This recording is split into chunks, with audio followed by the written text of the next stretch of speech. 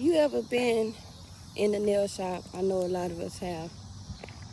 And you see they have a little statue, right? Most times it's a statue of Buddha. And you see the little plate with the fruit stacked on there, right? I remember the first time I walked into a nail shop as a Christian. And I was like, what is this they got going on? Why they got that fruit sitting right there? I didn't know that there was an altar. There's an altar in honor of their ancestors and their ancestors' ascended master. Because that's, who Buddha is to them. Buddha to them is like Jesus to Christians, right? But the first time I walked into a nail shop, a Thai food restaurant, a Japanese, Chinese restaurant, and seeing them little altars, I thought it was weird. I thought something was wrong with that. But I was thinking about it, and we have altars in the church. Now, do our altars have fruit on it? No, but you can find plenty of statues and crosses, statues of Jesus on the cross, Jesus off the cross, or just the crosses by themselves, all throughout the church. The altar, is pretty much plain. Some places you might find a cross right there at the altar in front of the pulpit on the outside part, you know what I'm talking about? But really, what's the difference? What's the difference in their altar and the altar that, we would go to on Sundays and kneel down and cry out? What's the difference? We all know that statues, they can't eat. We know statues can't talk. We know they can't move, right? Same with our Jesus statues and crosses and stuff. Can't eat, can't move. It's just a statue. But nevertheless, Jesus is honored, just like Buddha is honored in their culture. They both were ascended masters. And me, back in the day, being a Christian, I thought that was weird. Like, what kind of altar is that?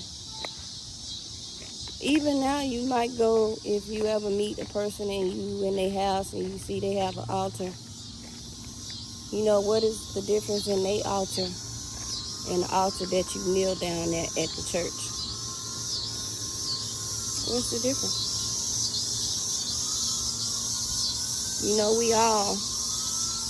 We all be quick to judge the next culture or the next person for their beliefs. But really their beliefs are not different than ours. They have Buddha, that was their Jesus. He came, he walked the earth, he grew in consciousness, he ascended. He completed the mission that he was supposed to complete, so he ascended. Same with Jesus. He came, he walked the earth, he did what he had to do, learned what he's supposed to learn, completed the mission, he ascended. A lot of people be wanting to call stuff idol worship, but it's statues of Jesus all through the Catholic churches, all through the Christian churches. Statues of Jesus, of the cross, right? And some, mainly Catholic churches, I think, that be kissing the feet of Jesus on the statues and stuff like that. That ain't idol worship.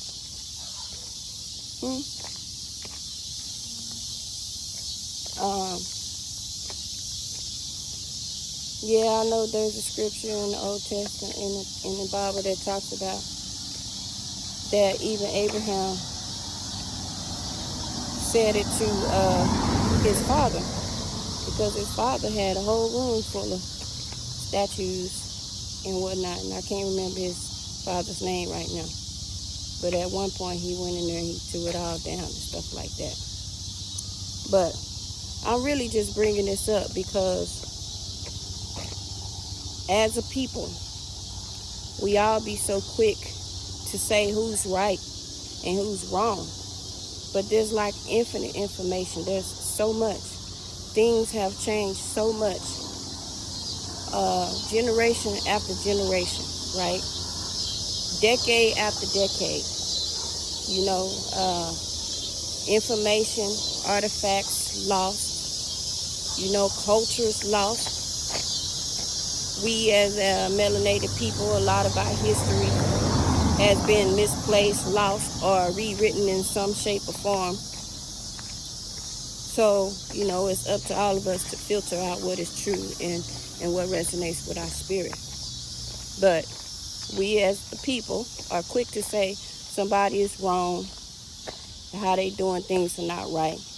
But if you really look at it, we all do the same things, but we do it differently in a sense. You know, like the Asian culture have Buddha, Christian people have, and Catholics have Jesus, Yeshua. Different cultures have that one ascended master that they consider to be great in their culture. Does it make it wrong? Because I know as Christians, we quick to tell somebody that they wrong and that the only way to get to God is through Jesus. I can't agree with that that's the only way. That's one way. You heard that term, all roads lead to Rome? All roads lead to Rome? Because if you look at the monks, they didn't worship Jesus. I don't know if they believed in him, but whatever they was doing, the monks, they was on to something. Because you got the monks, they can levitate. And they can go days and days without food. Some of them can just hold their whole body on one finger, just up. Where does strength come from? They spiritually strong, but they ain't go through Jesus. So how is Jesus the only way? He is a way. He said, I am the way. He didn't say I was the only way. Then you have some cultures who are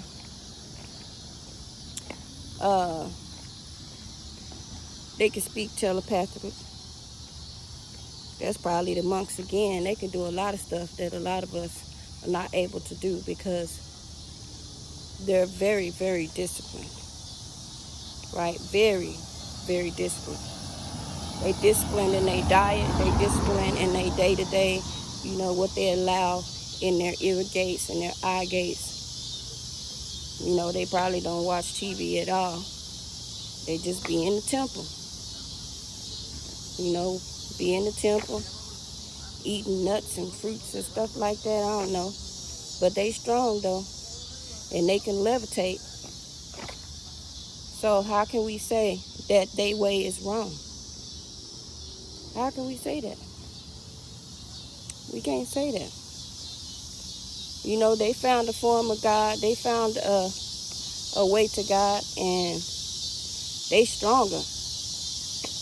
You know, they have a lot more power. Some of them can, like, you know, them anime movies, them anime shows be for real, for real. Some of them can just like, and that energy come out their hand and blow your ass away. I'm just saying, you know, but that's their belief. They tapped into the God within them, they higher self. A lot of people find power in Jesus. You know, there's a couple more, I don't even know. But we all in different cultures have a deity that we have looked up to, that we have sought hope from and power from. That was encouraging for us, all of us, whatever culture, you know, it's different for different cultures. But yeah, so next time you go in nail shop, don't be looking down on them because they got their altar. I mean, we don't anymore anyway, because you gonna get your nails done. Because just like the altar is a place in the church where you can go and get deliverance, if you will, or get healed, you know, or commune with God, commune with Jesus, however you want to say it. It's also in honor of Christ, right? So is anybody else's altar. Is in honor of the deity that they worship in their culture. It's in honor of their ancestors. You know, Jesus would be considered our ancestors for those that believe. Yeah. Don't be so quick to say what somebody do, how they do, they live their life day to day is wrong. Can't say that. Nobody can say that. Because really, if you think about it, if you go back to Genesis, they didn't know right from wrong. They just lived. They was just being. They didn't know right from wrong until they ate that apple. So how do we know what's really right and what's really wrong?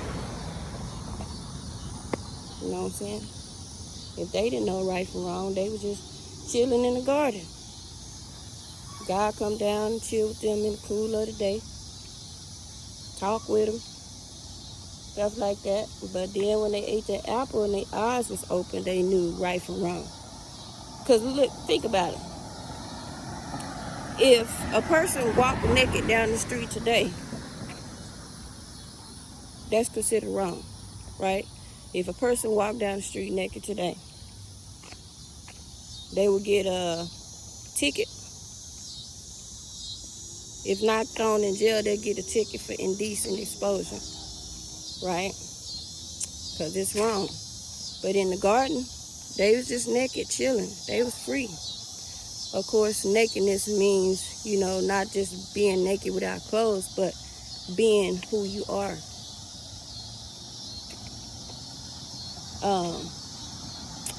But yeah, it wasn't wrong to be naked in the garden back then, before they ate from the tree of the knowledge of good and evil. But now it's wrong to be naked. You know what I'm saying? They said it's wrong to steal, but there's a few instances in the Bible when somebody stole because they was hungry. And they had been traveling for miles, and the places that they traveled through didn't have food that they had access to. So when they did have access to some food, you know, they ate it. And some was persecuted for it, some wasn't. You know, there's things and decisions we make that one may agree is right and one may agree is wrong. Who's to say but God? Because it depends on the intention of your heart. Was you being greedy? Was you being selfish? Was you trying to hurt somebody? What was your intent? You know, even in not trying to be good with our intentions, it could still be bad in God's eyes. So how are we going to say what's right and what's wrong? The Bible say good intentions are paved. Good intentions are paved the way to hell or something like that. I have to go look it up. But it's basically saying, even in us trying to be good, we still end up making the wrong decisions. So, yeah, think about that before you be quick to judge a person on their beliefs and their culture. Because again, even though this was before Jesus, before Yeshua walked the earth, there was a time, it says in the Bible, where there was just one language and the people were all working together. They was on one accord and they was trying to build a tower. Y'all heard the story, the Tower of Babel. They was trying to build a tower up to reach God. Now, they thought that was a good thing, right? They thought it was, and they was all in agreement. But what was they trying to do? They was trying to make a name for themselves. So when people say, well, who did that? Oh, it was us. We did that. So God was like, yeah, like they don't want to accord for real. We're going to have to go down and shut this down, right? So, of course, he came down and confused the languages. So, names of stuff changed a lot. Of course, I imagine that when the Tower of Babel, when it happened, when the languages was confused, like, people were separated. Your mama could have had one language, and your daddy could have had a whole different language. Now, two things could have happened. They could have stayed together, not understanding each other because they had different languages, or everybody had to go with the people they understood. Interesting. So, of course, they all knew what they were saying, but because their language changed, it took on a whole different name. So, we can't get caught up in words, neither, of what things mean, what people saying, because they all knew who God was then. But when he confused the language, they all still knew who he was, but the name came out different. So, we need to get away from the word playing and, oh, because you didn't say this and you said this.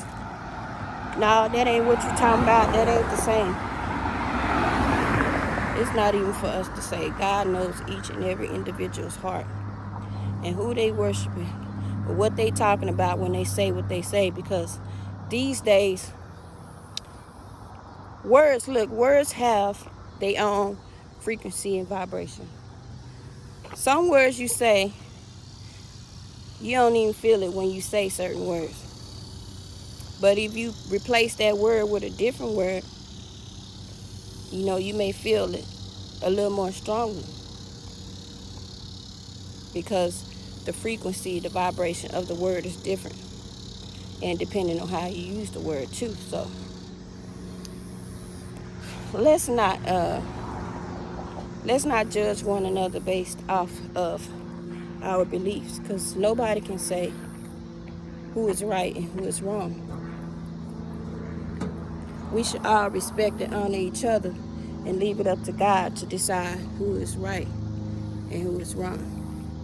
If you like the content, if you like the video, hit the like button. If you don't like it, you can hit the dislike button. If you do like it, you can share it if you think it'll help somebody else. If you want to subscribe, go ahead and do so. And if you look forward to more uploads, hit the notification bell, hit all, so you can be notified when I upload new videos.